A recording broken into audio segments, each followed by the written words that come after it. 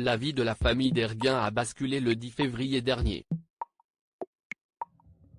Son frère était au volant du véhicule qui a été violemment percuté par la voiture de Pierre Palmade. Un terrible accident de la route qui a fait 3 blessés graves, un père de famille, son fils âgé de 6 ans, ainsi que sa belle-sœur, qui était enceinte et qui a depuis perdu son bébé. Les premiers éléments de l'enquête ont révélé que l'humoriste conduisait sous l'emprise de stupéfiants.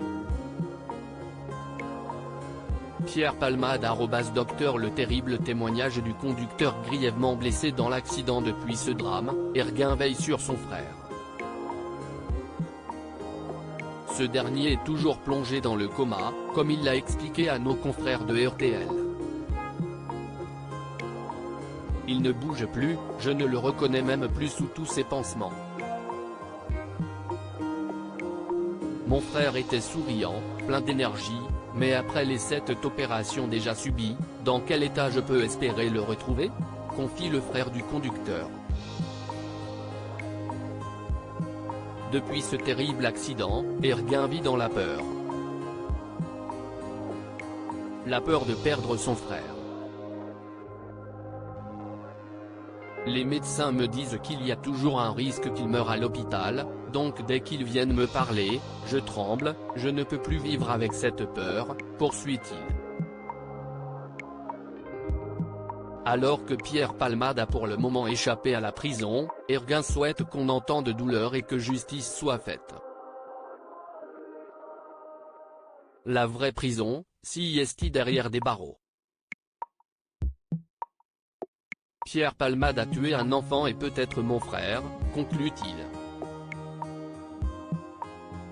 Pierre Palmade bientôt en détention provisoire ?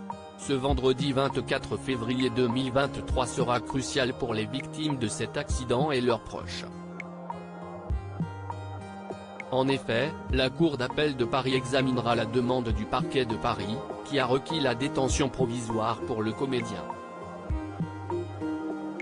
Pour rappel, après 48 heures de garde à vue, au cours desquelles l'humoriste a confié n'avoir aucun souvenir de l'accident, Pierre Palmade a été présenté devant un juge. Pierre Palmade a alors été assigné à résidence dans un service d'addictologie d'un hôpital à Villejuif. Le parquet de Melun a immédiatement fait appel de cette décision. Ainsi, le parquet de Paris va devoir trancher. Un recours qui débutera ce vendredi 24 février 2023, à partir de 9 h. Pierre Palmade assistera-t-il à cette audience ?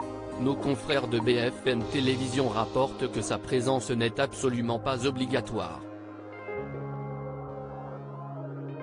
Seule certitude, l'humoriste prépare cette audience depuis plusieurs jours.